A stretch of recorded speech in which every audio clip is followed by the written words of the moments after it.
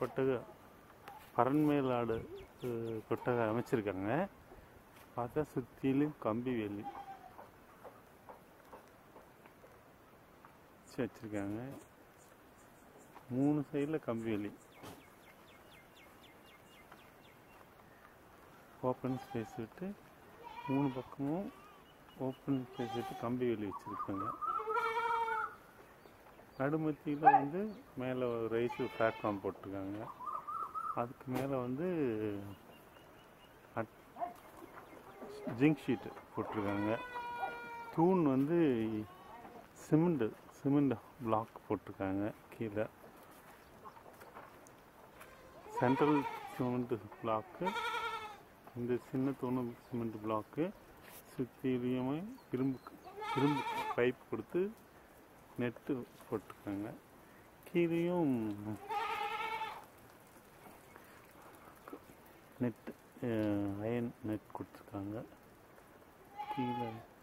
கீழே வந்து கோழிங்க மேய்ஞ்சிட்ருக்கு. இது பாக்கு தப்பையில் மேலே ஏறி போகிற மாதிரி போட்டிருக்காங்க. சுற்றிலையும் வந்து அயன் பைப் கொடுத்துட்டாங்க. பட் சுற்றி மரம் கொடுத்து அதை கம்பி கொடுத்துருக்காங்க. அடியில் வந்து தப்பை இங்கே வந்து பாக்கு இந்த பக்கம் வந்து காற்றோட்டம் வசதி நிறைய இருக்குது.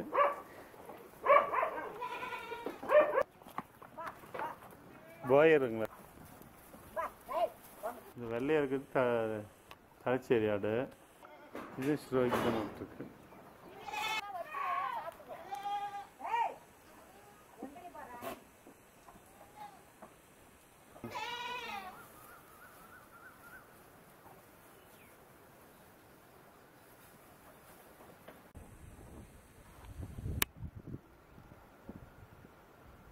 நாட்டுக்கோழி வச்சுருக்காங்க.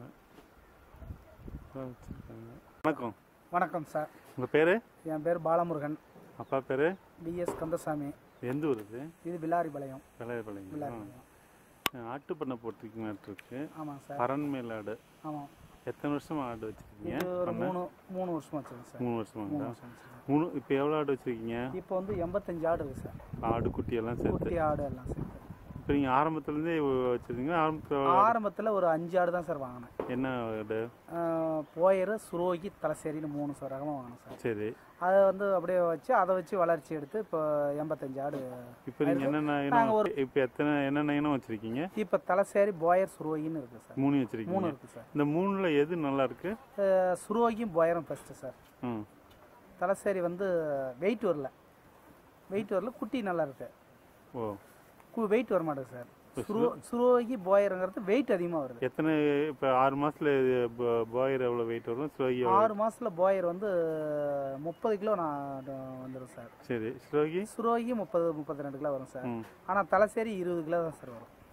அந்த அளவு உங்களுக்கு வந்து வெயிட் வரதில்லை? வெயிட் வரதில்லை. ஓ, அதனால் இந்த 3 இனத்தில் வந்து இந்த 2 இனமும் உங்களுக்கு இப்போ லாபகரமாக இருக்குது சார். சரி. இப்போ நீங்கள் ஆரம்பத்தில் எத்தனை ஆடு? 5 ஆடு வாங்கினீங்களா? எவ்வளோ முதலீடு? 5 ஆடு ஒரு 1 லட்ச ரூபா முதலீடு போனேன் சார். முன்ன 5 ஆடு வாங்கினேன். அப்புறம் ஒரு 2 ஆடு வாங்கினேன். அப்புறம் அதுக்கு மேலே இந்த இதில் போடுற குட்டி விற்று ஆடு பெருசாக வாங்கிட்டீங்க. சரி. ஆரம்பத்துலேயும் ஷெட் இது மாதிரி இப்போ இது பரண்மேல் வச்சுருந்தீங்களா இல்லை அப்போ எப்படி ஷெட் வச்சுருந்தீங்க? அப்போ வந்து கீழே தான் சார் விட்டுருந்தேன். எப்படி? ஒரு சிம்பிளாக ஒரு 5 ஆடு இருந்துச்சு, அதனால கீழே போட்டிருந்தேன். எப்படி என்ன மாதிரி வச்சுருந்தீங்க? செட்டு சுற்றியில் வலை கட்டி மாதிரி கம்பி வலை போட்டு இந்த அதில் கீழே விட்டுருந்தாங்க சார். இங்கே அந்த அட்டை போட்டுருக்குங்களா? அது கீழே வந்து வச்சுருந்தேன். ஆடு அதிகமாகவும் அந்த பரணை போட்டு பெருசாக போட்டோம். எவ்வளோ ஆடு வந்து இப்போ போட்டீங்க? ஒரு 30-40 ஆடு வந்த உடனே பரணை போட்டோம். அதுலேயே அந்த இதில் எத்தனை வருஷம் வச்சுருந்தீங்க? அதில் வந்து 1 வருஷம் வச்சுருங்க சார். 1 வருஷம் வச்சுருந்தீங்க. இப்போ அந்த 1 வருஷத்தில் உங்களுக்கு என்ன லாபம் கிடைச்சது? 1 வருஷத்துலேயே கிட்டத்தட்ட 5 ஆட்லேயும் ஆடு ஒரு 70,000 மேலே இருக்குது சார். நீங்கள் போட்ட முதலீடு? போட்டது 1 லட்சம் சார். போட்டதில் 3/4 முதல் வருஷத்துலையும் வந்துடுச்சு. போட்ட முதலில் 3/4 எடுத்துட்டோம். இப்போ இதுக்கு அப்போ அதுக்கப்புறம் தான் நீங்கள் பரண்மேல் ஆடு வளர்க்கலாம்னு சொல்லி டாக்டர் சொன்னார். அப்புறம் சரி நான் அப்படியே வச்சுருக்கேன் சார். சரி, இப்போ நீங்கள் இது பார்த்தேன் கம்பி சிலதெல்லாம் வந்து நிறைய செலவு பண்ணி போட்டிருப்பாங்க. ஆமாம் சார். இப்போ நீங்கள் இந்த பரண்மேலுக்கு இது சிமெண்ட் தூண் நிறுத்தி போட்டிருக்கீங்க. இது செலவு கம்மி சார். ஆமாம், சிமெண்ட் அந்த நடுமத்தில் இருக்கிற சிமெண்ட் தூண் எத்தனை அடி உயரம்? 15 அடி உயரம் சார். 15 அடி உயரம். 15 அடி உயரம். அந்த ஓரத்தில் இருக்கிறது 12 அடி உயரம் சார். ரெண்டு 15 12 அடி. இப்போ இங்கே போட்டிருக்கீங்களா இந்த பரண் மேலாடு, பரண் எத்தனை அடியில் வச்சுருக்கீங்க? பரணா 4 அடி உயரம் சார். கீழேருந்து 4 அடி உயரம். ஓ, 4 அடி சார். ஒரு அடி மண்ணு மட்டத்துலேருந்து உங்களுக்கு 4 அடி வருது சார். இப்போ எத்தனை அடி நீளம், எவ்வளோ அடி ஆகலாம்? 42 அடி நீளம் சார். 21 அடி ஆகலாம் சார். ஆகலாம். இப்போ இதுக்கு உங்களுக்கு முதலீடு எவ்வளோ ஆச்சு? இதுக்கு வந்து சும்மா சிம்பிளாக தான் சார் பண்ண, ஒரு 1.5 லட்சம் தான் சார். 1.5 லட்சம் ரூபா ஆச்சு. அதான் மேலே வந்து இதே வந்து விவரமாக பண்ணால் ஏகப்பட்டது செய்யலாம் சார். இது தகரம் போட்டு அடிச்சிட்டீங்க. சுற்றிலையும் வந்து இது வாங்கி கம்பியோல கீழே வந்து கீழே சிமெண்ட் பிளாக் போட்டு இது போட்டீங்க. பாக்கு பனவாரை போட்டிருக்கீங்களா? அடியில் பனவாரை போட்டு அதுக்கு மேலே பாக்கு போட்டிருக்கீங்க. இப்போ எல்லாம் நிறைய இதில் என்னது யூக்லிப்டஸ் மரத்தில் அடிக்கிறாங்க. ஏன் இது பாக்கு செலவு கம்மி சார். நம்ம பக்கம் கிடைக்குதுங்கிறதுனால இது 2000 ரூபாய்க்கு மரம் வாங்கணும். இது 200 ரூபாய்க்கு மரம் வாங்குறோம். சரி சரி. அது வந்து அடி 4 ரூபா சார். அதுக்கு இது பெஸ்ட்டாக தெரிஞ்சுது. இது கொஞ்சம் செலவு கம்மிங்கிறதுனால நம்ம இப்படி பண்ணோம். இப்போ இது வந்து பனைமரமாக அடிக்கிறது சார். இது இப்போ வந்து செலவு கம்மியாக இருக்கிறதுனால உங்களுக்கு என்ன லோக்கலில் கிடைக்குதோ அதை வச்சு நீங்கள் பண்ணிக்கிட்டீங்க. இதுதான் பாக்கு வரையில அப்படி மேலே நடந்து போகிற மாதிரி வச்சுக்கிட்டீங்க. இப்போ சுற்றி இப்போ என்ன பண்ணுறீங்க, நடுமத்தியில் ஷெட்டு வந்துருச்சு. சுற்றிலையுமே ஒரு 10 அடி 20 அடிக்கு ஓப்பனாக கம்பி வெளியே வச்சு போட்டிருக்கீங்க. இரும்பு பைப் நட்டுருக்கீங்க. 10 அடிக்கு 10 அடி கம்பி போட்டிருக்கீங்க. ஆடுங்க சுற்றி மேயறதுக்கா? இல்லை, நிற்கிறது சார். மேலே ஏறி படுத்துக்கும், கீழே வந்து நின்றுக்கும். நீங்கள் கீழே போட்டுக்கோங்க. மேலே எந்த தீனியும் போடுறதுக்கு சார். மேலே தீவனமே போடுறதில்ல. உங்களுக்கு தீவனமெல்லாம் கீழே தான் போடும். ஓ, இதை பண்ணுனா சார் இன்னும் பயங்கரமா பண்ணலாம் சார். மூஞ்சி வச்சு வெளியே திங்கிற மாதிரி இது பண்ணலாம். அதனால செலவு சார். அது வந்து பொறுமையா செஞ்சுக்கலாம். அதுல சம்பாரிச்சு அதுலயே செய்யணும் சார். கடை வாங்கி செய்யக்கூடாது. அப்படி கிடைக்குங்க. ஆனா நீங்க பாருங்களேன், இவ்வளவு சவளத்தட்டு கீழே போட்டிருக்கீங்க. இவ்வளவு சவளத்தட்டு மேய்ச்சதுன்னா சாப்பிடாது. இப்ப இது நீங்க தீவன தட்டுல போட்டுட்டீங்கன்னா இந்த சவளத்தட்டு எல்லாமே சாப்பிட்றப்ப உங்களுக்கு தீவனம் செலவு குறையும் இல்ல சார். நறுக்கி வைக்கிறேன் சார். ஏன் இப்ப நறுக்கி ஆளு கொஞ்சம் எல்லாம் முடியல சார். வேலை அதிகமா இருக்கிறதுனால நம்ம மாடு இருக்கு எல்லாம் பண்ண முடியல. இதுதான் சார் சுரோகி போயிருங்கிறது. இந்த ஆடு சுரோகி. ஆமா. இதுக்கு கடை வந்து நம்மகிட்ட இருந்துச்சு சார். என்ன கடை? சுரோகி கடையா வச்சிருந்தீங்க. 25 கிலோ இருந்துச்சு சார். இப்பதான் சார் வித்துட்டான். இப்போ நீங்க போயர் கடையா வச்சிருக்கீங்க? இல்ல, சுரோகி தான் வச்சு போட்டுட்டு இருந்தோம். இப்போ ஒரு போயர் கடை வளர்த்துக்கிட்டு இருக்கோம். எல்லாத்துக்குமே சுரோகி கடை தான் வச்சிருந்தீங்க.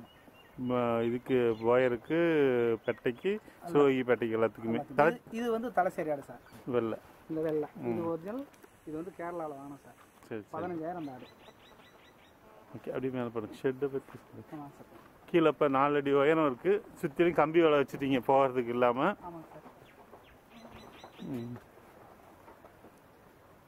இங்கேயும் காத்தோட்டமாக இருக்கிறதுக்கு சுற்றியும் கம்பி வேலை அடிச்சுட்டீங்க. ஆடு ஃப்ரெஷ்ஷாக இருக்கணும். காற்று இயற்கை காற்றா வாங்கிட்டு இருக்கு சார். ஓ, கீழே இருக்கிறது புழக்கெல்லாம் எவ்வளோ நாளைக்கு வருது அழுவீங்க? ஒரு மாதம் 2 மாதம் சார். ஒரு சந்து கேப் ஒரு இன்ச்சு கம்மியாக தான் இருக்கும் போல இருக்கு. விரல் போகிற அளவுக்கு இருக்கு சார். சரி. அது வந்து இது கொஞ்சம் சேர்த்து அடிச்சிட்டோம். பல பாக்கு தப்பங்க சுருங்கிடுச்சு சார். ஓ, சரி சரி. இப்போ என்னென்ன தீவனம் கொடுக்குறீங்க நீங்கள்? நாங்கள் வந்து உளத்த நொய், துவரன் போட்டு, கிழங்கு துப்பி, இது 3 கலந்து கொடுக்கோம் சார். ஒரு ஆட்டுக்கு இவ்வளோன்னு கணக்கா இல்லை அப்படியே பேசன் கணக்கில் வச்சிருவோம் சார். அதில் தின்னுக்கோம் எல்லாரும். அவ்வளோ நம்ப திங்கும். இப்போ எவ்வளோ ஆட்டுக்கு எவ்வளோ வைக்கிறது? இந்த செட்டுக்கு வந்து இது 3 பேசன் வைப்போம் சார். இந்த செட்டுக்குன்னா ஒரு 2 தட்டு 6 தட்டு துப்பி கொட்டுவோம். திப்பினா கிழங்கு துப்பி. சரி. இது மக்காசோளம் இந்த உளத்த நொய் வந்து 2 படி போடுவோம். சரி. ஒரு ட்ரிப்புக்கு. தோர நொய் 1 படி போடுவோம் சார். சரி. அது 2 போட்டு கலந்து விடுவோம். தீவனம் 1 படி போடுவோம். அவ்வளோ அதிகமான தீவனம்னா என்னது? மாட்டுக்கு போகிறது எவ்வளோ ஆகும் வேலை? இது எல்லாமே இது எல்லாம் சேர்ந்தா ஒரு 100 ரூபா 150 ரூபா சார். எத்தனை ஆட்டுக்கு? ஒரு 30 ஆட்டுக்கு வரும் சார். 30 ஆட்டுக்கு. அந்த மாதிரி 3 தடவை 3 வைப்பீங்க? ஒரு ட்ரிப் வைப்போம், இல்லைனா 2 ட்ரிப் அவ்வளோதான். நம்ம பச்சை தீனி போட்டுக்கலாம் காலையில் சாயங்காலமும். பச்சை தீவனம் என்னென்ன போடுறீங்க? சோளத்தட்டை போடுவோம். வரப்பில்லு கூட சாப்பிடும் சார். வைக்கப்பில், மாட்டுக்கு போடுற வைக்கப்பில் கூட சாப்பிடும். ஓ, நீங்கள் கள்ளக்குடி இப்போ கடல போடுவோம் சார். கள்ளக்குடி வச்சுருந்தேன். சரி. கள்ளக்குடியும் போடுவோம். எதை போட்டாலும் திங்க சார். இது வந்து இந்த வெரைட்டி வந்து எதனாலும் திங்குது. இல்லை, நான் என்ன கேட்குறேன்னா, இப்போ நான் ஒரு பண்ணை வைக்கணும்னாக்க எனக்கு தீவன செலவு எவ்வளோ ஆகும், இப்போ எனக்கு அதில் லாபம் எவ்வளோ கிடைக்கும்? இப்போ நீங்கள் முதல் வருஷம் என்ன சொன்னீங்க, நான் 1,00,000 ஆடு வாங்கினேன், 70,000 எனக்கு லாபம் கிடைச்சிருக்கீங்க. அந்த 70,000 தீவன செலவு போக தான் 70,000 லாபமா? இல்லை, தீவன செலவு கணக்கு போடல சார், அதை போட்டால் குறையும் சார். அப்புறம் எப்படின்னா தீவன செலவு இல்லாமல் எப்படி இல்லை சார்? நாங்கள் போட்டிருக்கிறது இது வரலாம். இதில் முதலுங்கிறதோ இந்த கொட்டா ஒரு 1.25 லட்சம் சார், ஆட்டில் 1 லட்சம். சரி, ஆட்டில் 1 லட்சம், அப்புறம் ஒரு 50,000 போட்டோம் சார் பிற்பாடு. இப்போ 1,50,000 ரூபாய். 1,50,000 ரூபாய். 1,50,000 லட்சம், ஒரு 1.25 2.25 லட்சம் சார் மொத்த சப்சிடி. இது வரைக்கும் நீங்கள் பண்ணது எத்தனை வருஷத்துல? இது வந்து 3 வருஷம் சார். சரி, 3 வருஷத்துல ஒரு 3.5 லட்சம் ரூபாய்க்கு ஆடு வித்துட்டேன். ஓ, இப்போ 80 உருப்படி வச்சிருக்கேன். 80 ஆடு இருக்கு. நீங்க வந்து அந்த முதலீடுக்கு மேலேயே நீங்க வித்து பணத்தை எடுத்துட்டீங்க. ஆமா சார். இப்போ வந்து அந்த தீனிக்கே 3.5 லட்சம் போனாலும் இப்போ இருக்கிற ஆடு லாபம் சார். செட்டு வகை இருக்குது, இது லாபம். ஆடு இருக்கிற இன்னைக்கு இருக்கிற ஆடு என்ன உங்களுக்கு மதிப்படும்? இன்னைக்கு மதிப்பீடு சார் ஒரு 4.5 லட்ச ரூபாய்க்கு விற்கும் சார். இப்போ வருஷம் 1 லட்ச ரூபாங்கிறது கணக்கு வருது. 3 வருஷத்துக்கு வச்சுன்னா இப்போ 4 இது லாபம்னாக்க வருஷம் 1 லட்ச ரூபாய் உங்களுக்கு வந்துதா? எத்தனை நாட்டில்? இது நம்மகிட்ட முன்ன ஒரு 5 ஆடு வச்சுருந்தோம். அப்புறம் அதில் வச்சு தொட்டினா ஒரு 10 ஆடு இருக்கும். இப்போ ஒரு 20-30 ஆடு எல்லாம் நம்ம வாங்கினது இந்த அதை ஒரு சார் ஒரு 5 ஆடு வாங்கினேன். அது வந்து கரூரில் வாங்கினேன் சார், ஒரிஜினல் சுரேகின்னு. அது 2 குட்டி போட்டிங்கனாலும் ஒரு படி பால் மீதி வரும். பிடிச்சது போக மிச்சம். பிடிச்சது போக ஒரு 10 நாளைக்கு ஒரு படி பால், 1/2 படி பால் பீசணும் சார். இது அது மாதிரி, இது பாயர், ஒரிஜினல் பாயர் சார். இதுதான் இது கட்டை பாயர். ஒரிஜினல் பாயர். இப்போ நீங்கள் என்ன விலைக்கு வாங்குனீங்க சார்? ஆட்டை பொறுத்து வாங்க சார். இந்த ஆடு வந்து 15,000 வாங்க சார். கீழே எடை போட்டா? எடை போட்டு 70 கிலோ இருந்துச்சு சார். இப்போ வந்து 90 கிலோ பக்கமாக இருக்கு சார். சரி. அந்த ஆடு வந்து 18,000 வாங்கினேன் சார். அது 70 கிலோ வந்துச்சு. அது பாயர் வாங்கினேன். அது மாதிரி கொஞ்சம் கொஞ்சமாக போருக்கணும் சார். இது தலை சரி. நீங்கள் அப்போ ஆரம்பத்தில் ஒட்டுக்கா போய் பணம் போட்டு வாங்கல, ஆடு நல்ல ஆடா பார்த்து நல்ல ஆடா இருக்கிறப்ப மட்டும் வாங்கிக்கிறது. மொத்தமாக போய் வாங்கிட்டு வந்து ஆட்டு பண்ணையை ஃபர்ஸ்ட்டாக பெருசாக பண்ணலைங்க சார். இப்போ நீங்கள் ஆடு விற்கிறேன்னு சொல்கிறீங்க, என்ன ரேட்டுக்கு விற்கிறீங்க? கிலோ 250 ரூபான்னு கொடுக்குறோம் சார். இது கறிக்கா இல்லை வளப்புக்கு சார்? வளப்புக்கு. கறிக்கு என்ன ரேட்டில் விற்கிறீங்க? கறிக்கு 230 ரூபாய்க்கு கேட்குறாங்க சார். 230 ரூபாய்க்கு கொடுக்குறீங்க. கொடுக்குறோம். கறிக்கு கொடுக்கறதுக்கும் வளப்பாட்டுக்கும் எப்படி என்ன வித்தியாசம்? எதை வளப்பாட்டு கொடுப்பீங்க, எது கறி கொடுப்பீங்க? கறிக்கு வந்து நம்ம மோசமாக இருக்கிறத கறி கொடுப்போம் சார். கிடாயா இருந்து மோசமாக இருக்கிறது கிடா குட்டினா கறிக்கு வாங்குவாங்க. அதே வந்து கிடாயும் நல்லா ஜெனினான கிடாயா இருந்தால் வளப்புக்கும் வாங்கிக்குவாங்க சார். ஆடு பூரா பொட்டை ஆடுங்க பூரா வளப்புக்கு தான் சார் கொடுக்கணும். சரி, இப்போ இதில் வந்து வளர்ப்பு இருக்கிற ஆடு எப்படி இருக்கணும்? கடை எது நல்லா இருக்கிற பார்த்து, இப்போ சொன்னீங்களே நல்லா இருக்கிற அடப்பா பார்த்து வளர்ப்புக்கு வாங்கணும். எது வளர்ப்புக்கு மாதிரி எந்த மாதிரி இருந்தால் பார்த்து வாங்கணும், எந்த மாதிரி இருந்தாக்க வாங்கக்கூடாது? இப்போ இது எல்லாமே நல்லா இருக்கும் சார். இது வந்து போயர் சுருளி. இப்போ இந்த சொல்கிறீங்களே அந்த ஆடுங்கப்ப இது என்னென்ன பார்க்கணும்னா, இப்போ ஒரு ஆடு வாங்கணும்னா எது பார்த்தா நல்ல ஆடுன்னு தெரியும்? இது வந்து பாருங்க, மூஞ்சி ஒரு மாதிரியா இருக்கும், உடம்பு வெயிட் கணா இருக்கும், மொட்டையா காது பாருங்க நல்லா படலாட்டு இருக்கும். இது வந்து ஒரிஜினல் போயர் சார். இது காது சுருங்கி போய் உடம்பு நெளிவா அப்படியே ஒட்டக மாதிரி இருக்கிறது இது சுரோகி. காது இது அது இனத்து கேரக்டர் சொல்றீங்க. ஆமா. நான் என்ன கேக்குறேன்னா, இந்த ஆடு நல்ல ஆடு, இந்த ஆடு வந்து சரியில்லை, இது வந்து போனா நல்லா குட்டி போட்டு நல்லா பார்க்கும் அப்படிங்கிறதுக்கு எது நல்ல ஆடு, தரமான ஆடுங்கிறத எப்படி பார்த்து? ஆட்டை பார்த்தாவே தெரியலைங்க சார். இது வெயிட் வருது. ஆடை பார்த்தா ஒரு ஜெனினா ஆடு இருந்தா அந்த ஆடு நல்ல ஆடு, அது நல்லா பால் வரும், நல்லா இருக்கும் அப்படின்னு நான் பார்த்துக்கிட்டேன் சார். அப்ராச்மெண்டா அதுக்கு வந்து வேற வெரைட்டியா நம்ம ஒன்றும் தெரியல.